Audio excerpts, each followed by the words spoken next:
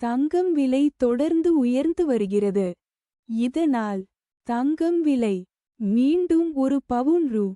59,000 என்ற நிலையை கடக்கும் சூழல் உருவாகியுள்ளது. சர்வதேச பொருளாதார நிலவரத்துக்கு ஏற்ப இந்தியாவில் தங்கம் விலை உயர்ந்தும் குறைந்தும் வருகிறது. கடந்த ஆண்டு தீபாவளியின் போது அதிகபட்சமாக ஒரு பவுன் ரூ. 59,000க்கு விற்பனையானது. பின்னர் தங்கம் விலை குறையத் தொடங்கியது. கடந்த டிச.25ஆம் தேதி ஒரு பவுன் தங்கம் ரூ. 56,800க்கு விற்பனையானது.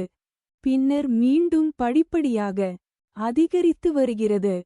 அதன்படி சென்னையில் இன்று ஜன.15 தங்கம் விலை கிராமுக்கு ரூ. 10 அதிகரித்து ரூ. 7,340க்கும் பவுனுக்கு ரூ. 80 அதிகரித்து ரூ. 58,720க்கும் விற்பனையாகிறது. வெள்ளியின் விலை கிராமுக்கு ரூ. 1 உயர்ந்து 1 கிராம் ரூ. 101க்கு விற்பனையாகிறது. பண்டிகை காலம் டாலர் மதிப்பு உயர்வு அமெரிக்க அதிபர் பதவியேற்பு நெருங்குவது போன்ற காரணங்களால் தங்கம் விலை தொடர்ந்து உயர்ந்து வருகிறது.